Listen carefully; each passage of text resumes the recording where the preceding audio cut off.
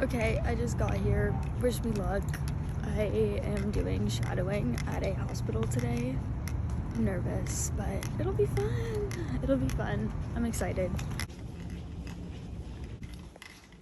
Hello. I just finished.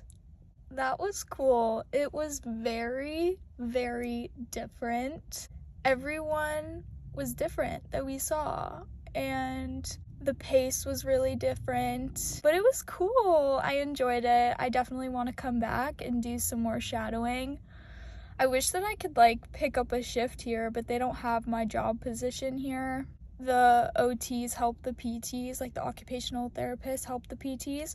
So I was just observing all day. I wasn't helping. I wasn't doing anything. I was just kind of following around and watching, but it was cool because I got to go to the different areas, not all of the different areas, but just like a couple different settings of the hospital and see how that setup is. I don't know, it made me happy, it made me excited. Like, I want to say every time, but I've only gone to 2 other settings other than my work, and I liked them both in different ways. I've done a neuro observation shadowing thing, and now I've done a hospital thing. So the neuro and my job are both outpatient, and this is more inpatient. And so I was seeing people that are in more pain. That was just because they either just had surgery or they just got admitted for something. And so it was interesting to see the difference between that, like the going to outpatient therapy. There's honestly not really much to really recap you guys on, but I saw some interesting scenarios and everybody that I saw was different. The first guy I saw, he was like 94 and he was like not acting 94 at all. And then the next patient was older as well, but they had dementia. So that was interesting to just see how like you have to go about handling a patient that has dementia. And then the next patient I saw, oh my gosh, she was so funny. She was an older lady and her laugh was so contagious. And then the next person that we saw, she was in a lot of pain and she was nauseous. I was afraid she was gonna throw up, but she didn't.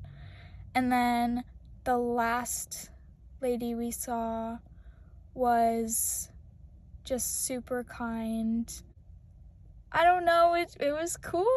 It was cool. I want to come back at one point. Now I'm just gonna head home. I don't know what I'm gonna do, to be honest, because my friend Zoe is back in town and my friend Morgan's back in town, so I don't know if we're gonna do a little meetup.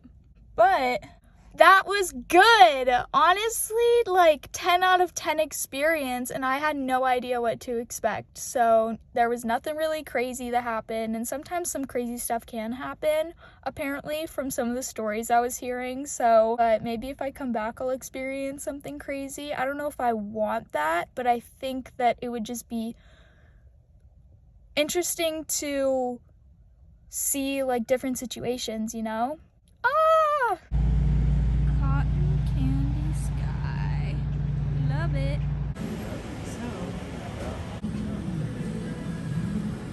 Hello. It's obviously not nighttime. It's definitely the next morning, but I ended up hanging out with my friends, and then when I got home, I was super tired, so I just fell asleep. But that's okay. I needed my rest, and I make the rules around here, so I'm gonna read you guys the daily Stoic passage for today, or yesterday. Know thyself before it's too late. Death lies heavy upon one who, known exceedingly well by all, dies unknown to himself. Seneca, Thyestes 400. Some of the most powerful and important people in the world seem to have almost no self-awareness. although total strangers know endless amounts of trivia about them. Celebrities, because they are too busy or because it hurts too much, appear to know very little about themselves. We can be guilty of the same sin. We ignore Socrates' dictum to know thyself, often realizing we have done so at our own peril years later when we wake up one day and realize how rarely we asked ourselves questions like, who am I? What's important to me? What do I like? What do I need? Now, right now, you have the time to explore yourself, to understand your own mind and body. Don't wait. Know yourself before it's impossibly late.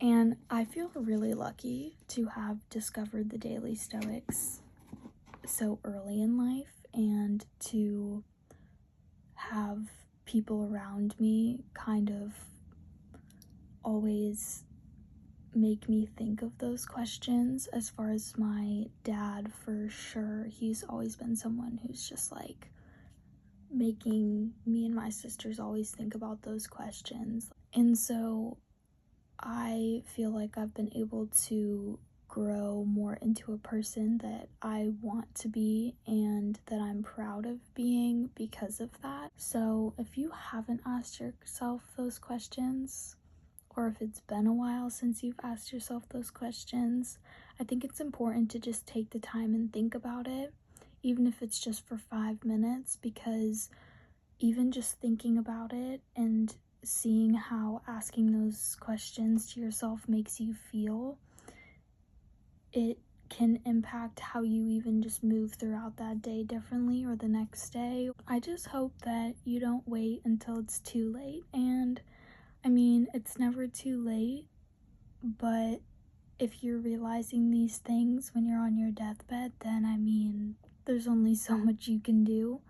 So yeah, I'm about to go have a great day.